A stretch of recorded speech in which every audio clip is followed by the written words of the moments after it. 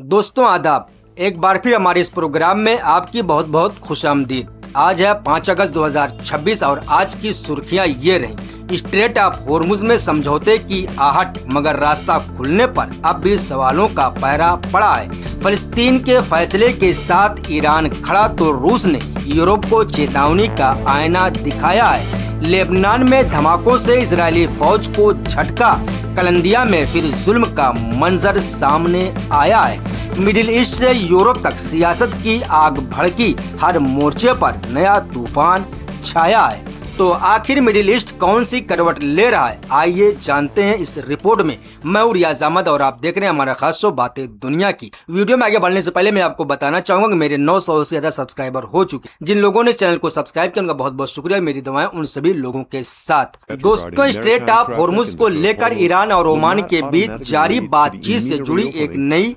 जानकारी सामने आई है। प्रेस टीवी से बात करने वाले एक जानकार सूत्र के मुताबिक अगर तेहरान और मस्कट के बीच कोई आपसी समझौता हो भी जाता है, तब भी इसका मतलब ये नहीं होगा कि स्ट्रेट ऑफ होर्मुज को फौरन खोल दिया जाएगा। यानी ईरान और ओमान के बीच सहमति बन जाने के बाद भी इस अहम समुद्री रास्ते को खोलना आसान नहीं होगा। इसके पीछे कई सियासी, फौजी और इलाकाई मसले जुड़े हो सकते हैं। हो सकता है कि इस मामले में दूसरे इलाकाई और अंतर्राष्ट्रीय यानी आलमी देशों की राय और भूमिका भी अहम हो। इसलिए अभी ये कहना कि स्ट्रेट ऑफ होर्मुज कब खुलेगा और इसके लिए किन शर्तों पर फैसला होगा, फिलहाल इस पूरे मामले में बेचैनी और अनिश्चितता बनी हुई है। दोस्तों, वहीं दूसरी तरफ मिडिल ईस्ट की सियासत में ईरान के राष्ट्रपति मसूद पेजेश्कियान का एक अहम बयान सामने आया है। उन्होंने कहा है कि फलस्तीनी नेता बातचीत के दौरान जो भी फैसला करेंगे, ईरान उसका साथ देगा। यानी हमास और दूसरे फलस्तीनी गुट अगर जंगबंदी करने, कैदियों की अदला बदली या किसी सियासी समझौते पर कोई फैसला लेते हैं तो ईरान उन फैसलों की हिमायत करेगा। ईरानी सदर मसूद पेजेश्कियान के इस बयान से ये भी साफ होता है कि ईरान चाहता है कि फलस्तीनी लोग अपने मुस्तकबिल का फैसला खुद करें। ईरान का कहना है कि वो फलस्तीनी नेताओं पर अपना फैसला नहीं थोपेगा, बल्कि उनके फैसलों के साथ खड़ा रहेगा। अब देखना ये होगा कि ईरान के इस बयान का गजा में चल रही बातचीत और जंग बंदी की कोशिशों पर क्या असर पड़ता है। दोस्तों, वहीं दूसरी तरफ रूस ने यूरोप को एक सख्त पैगाम दिया है। रूस का कहना है कि यूरोपीय देशों को अपनी फौजी ताकत बढ़ाने के बजाय अपने अंदरूनी मसलों पर ध्यान देना चाहिए। रूस के मुताबिक यूरोप इस वक्त आर्थिक परेशानियों, ऊर्जा के संकट और कई सामाजिक मसलों से जूझ रहा। ऐसे में नए हथियार खरीदना और फौजी तैयारी बढ़ाना यूरोप के लिए नई मुश्किलें पैदा कर सकते हैं। रूस ने खास तौर पर यूरोपीय संघ की परमाणु सुरक्षा ताकत बढ़ाने की कोशिशों पर चिंता जताई है। रूस का कहना है कि अगर यूरोप परमाणु हथियारों के सहारे अपनी सुरक्षा मजबूत करने की तरफ बढ़ता है तो इससे पूरे इलाके में एक नई खतरनाक हथियारों की दौड़ शुरू हो सकती है।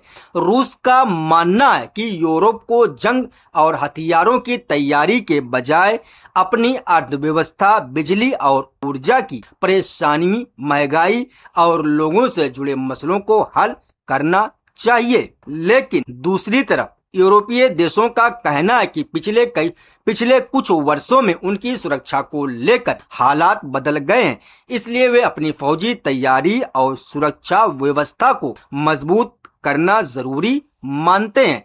अब सवाल ये है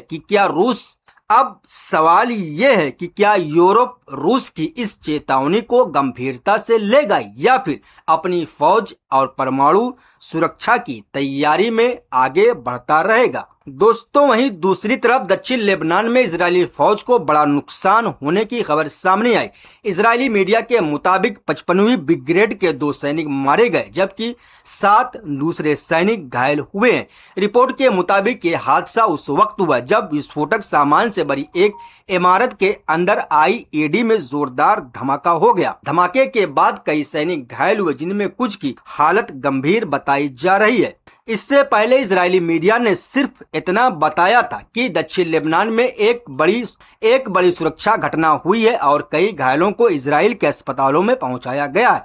उस वक्त पूरी जानकारी सामने नहीं आई थी। अब खबरों से बात सामने आ रही कि इमारत के अंदर हुए धमाकों की वजह से इजरायली फौज को इतना बड़ा नुकसान हुआ। हालांकि इजरायली फौज ने अभी तक इस मसले पर कोई साफ और आधिकारिक बयान जारी नहीं किया। इस घटना ने एक बार फिर दक्षिण लेबनान में बढ़ते तनाव और फौजी टकराव की तरफ दुनिया का ध्यान खींचा है। दोस्तों, वहीं दूसरी तरफ कब्जे वाले अल-कुद्स के उत्तर में मौजूद कलंदिया शरणार्थी कैंप से एक दर्दनाक घटना सामने आई। रिपोर्ट के मुताबिक करीब 10 भारी हथियारों से लैस इजरायली सैनिकों ने एक नौजवान फलस्तीनी पर हमला किया। सोशल मीडिया पर सामने आए वीडियो में दिखाई दे रहा है कि सैनिक उस नौजवान को पकड़ते हैं, जमीन पर गिराते हैं और उसके साथ मारपीट करते हैं।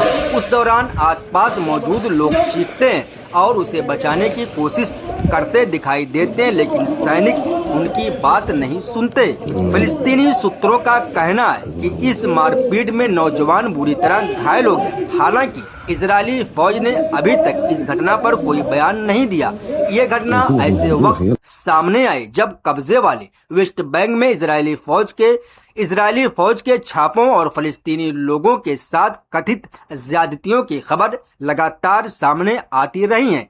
मकामी लोगों का कहना है कई बार सैनिक बिना इजाजत घरों में दाखिल होते हैं और नौजवानों को परेशान करते हैं। दोस्तों, इस घटना ने एक बार फिर वेस्ट बैंक के हालात पर सवाल खड़े कर दिए।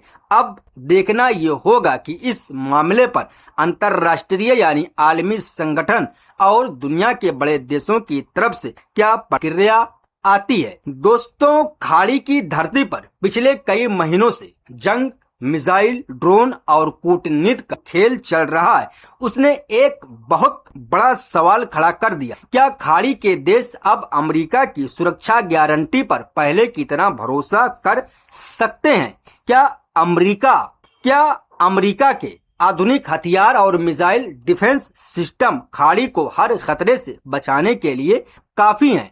और सबसे बड़ा सवाल, क्या सऊदी अरब, कतर, यूएई और दूसरे खाड़ी के देश अब अपनी सुरक्षा का पूरा इंतजाम खुद करने की तैयारी कर रहे हैं? दरअसल इस जंग ने खाड़ी के देशों को एक ऐसी हकीकत दिखा दी जिसे शायद वे पिछले कई दशकों से नजरअंदाज करते आ रहे थे। खाड़ी देशों ने अरबों डॉलर खर्च करके अमेरिका से लड़ाकू विमान खरीदे, मिसाइल डिफेंस सिस्टम लगाए और अपनी सेनाओं को आधुनिक बनाया। लेकिन जब जंग शुरू हुई तो खाड़ी के कई देश खुद उस लड़ाई की चपेट में आ गए जिसे शुरू करने से पहले उनसे शायद कोई राय नहीं ली गई थी। यही वजह है कि अब खाड़ी में सिर्फ जंग खत्म कराने की बात नहीं हो रही बल्कि एक नया सवाल रहा है।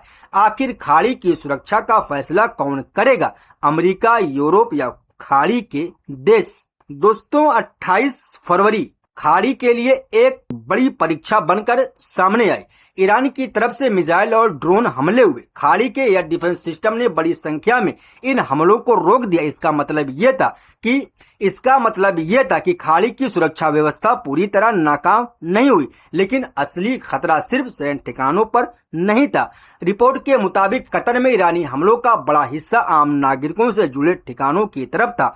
इनमें हवाई अड्डों, बिजली घर, ऊर्जा केंद्र और पानी साफ करने वाले प्लांट शामिल थे। अब यहाँ बहुत बड़ा सवाल पैदा होता है, अगर मिसाइल किसी एयरबेस के बजाय बिजली घर पर गिर जाए तो क्या होगा? अगर पानी साफ करने वाले प्लांट बंद हो जाएं तो लाखों लोगों को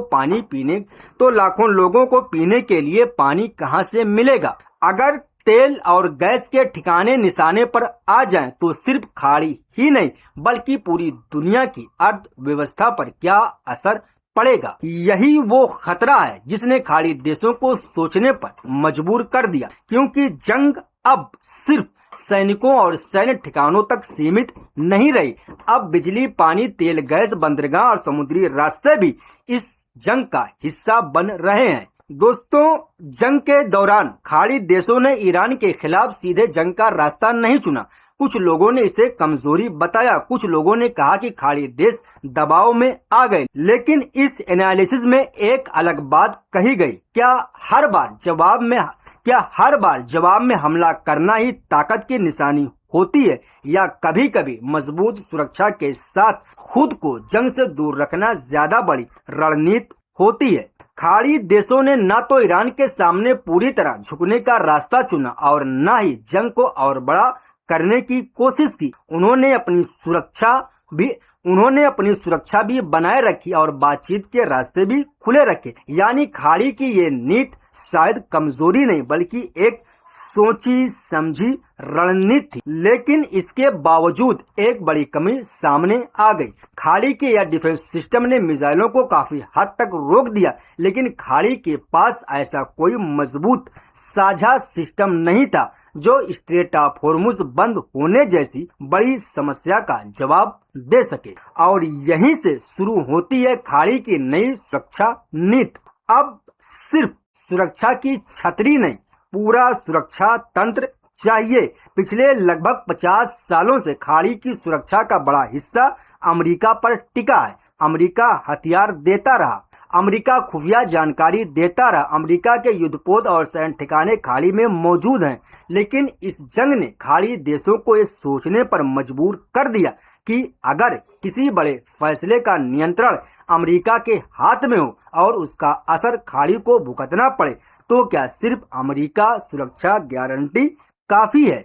इसका मतलब ये नहीं है कि खाड़ी देश अमेरिका से दूर जाना चाहते हैं। असल बात यह है कि वे अमेरिका के साथ रहते हुए अपनी सुरक्षा के दूसरे रास्ते भी मजबूत करना चाहते हैं। यानी अब सोच ये है अमेरिका को छोड़ना नहीं बल्कि अमेरिका के साथ मिलकर अपनी खुद की सुरक्षा ताकत बनाना।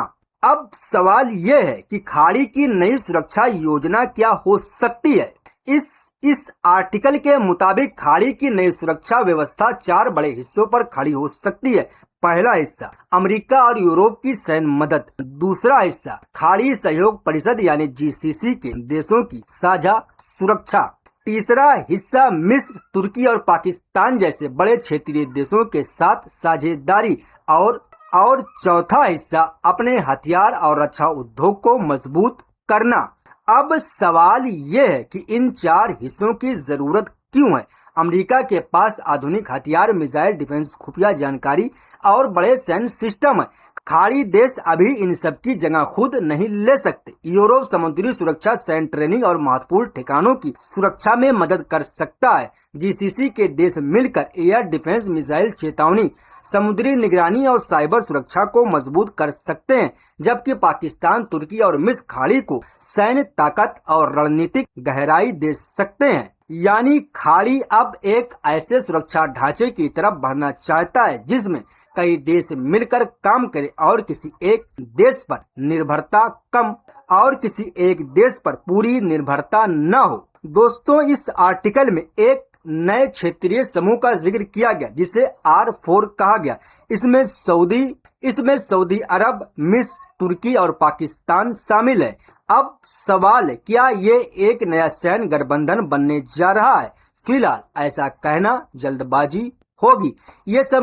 इस समूह का मकसद जीसीसी की जगह लेना नहीं, इसका उद्देश्य बड़े क्षेत्रीय देशों से जोड़ना है। इन देशों की नीतियां हर मुद्दे पर एक जैसी नहीं है, लेकिन कुछ मामलों में इनकी सोच मिलती है, जैसे दूसरे देशों की संप्रभुता पर हमला न हो, समुद्री व्यापार को न रोका जाए, हथियारबंद गुटों के जरिए दूसरे देशों में दखल न दिया जाए और राजनीतिक मामलों को सिर्फ ताकत के दम पर हल न किया जाए।